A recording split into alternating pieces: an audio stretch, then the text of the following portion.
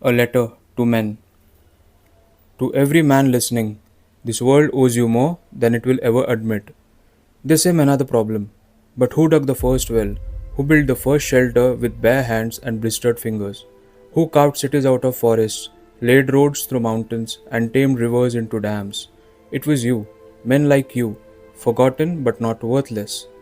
You built bridges that connected the world, skyscrapers that kissed the sky, ships that conquered oceans, and engines that changed time itself. You fought wars not for power but to protect. You worked in mines, on oil rigs, in trenches, in silence. You never asked for applause, only purpose. But today, you are told you're too loud, too aggressive, too much. You're told to tone it down, to sit back, to make space. But here's the truth no one dares to say. Without men, there is no world. There is no steel, no stone, no fire. There is no freedom. This letter is not to glorify pain. It's to remind you your sacrifice built this civilization. Your discipline sustains it, and your silence, that's the loudest strength of all. So walk tall. You don't need to scream to be powerful. You build the world, and no matter how loudly they deny it, they still live in the house you made. To the men who feel like something's off, you're not imagining it. They call you toxic for being tough, they mock you for being traditional, they shame you for leading, and then blame you when things fall apart. Turn on the news, you're the problem. Watch a show, you're the villain. Scroll social media, you're either useless, abusive, or a joke. This is not a coincidence, this is propaganda. They want you to be docile, silent, ashamed, because a strong man is hard to control. A man who thinks for himself can't be manipulated. A man with values, dangerous to their agenda. So, they rewrite history, erase your contributions. They rewrite masculinity and call it evolution. And they rewrite justice where you're guilty just for being male. They tell boys to sit still, speak softly, and never challenge the narrative. They teach men that protecting is controlling, leading is oppressive, and fatherhood is optional. But here's the truth they're not fighting toxicity, they're fighting masculinity itself.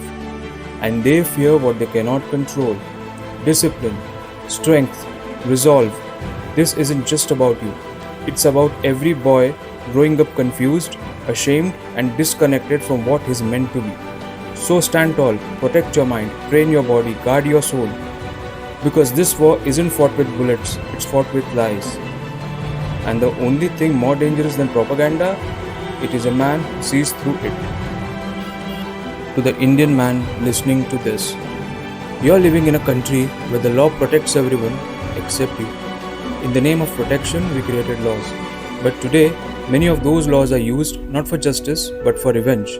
Section 498A, meant to protect women from cruelty, now misused in thousands of false dowry cases. No investigation, no proof, just an accusation, and the man is arrested. Section 375, Rape Law. No punishment for false accusations, no headlines when men are proven innocent, just silence. Domestic Violence Act protects only women, but when a man is abused, physically, mentally, emotionally, there is no law, no help, no support system. And in custody battles, men are treated like sperm donors, not fathers. 80% of the time, the mother wins, even if the father is stable, loving, and capable. Ask yourself, if equality is the goal, why are men treated as guilty until proven innocent? Why is there no national commission for men? Why are male suicide numbers rising and no one even blinks? This isn't justice, it's legal warfare. And when a man breaks, they laugh. And when he speaks up, they silence him. When he cries, they call him weak. But the truth is, the Indian man is not weak. He's just fighting with no armor.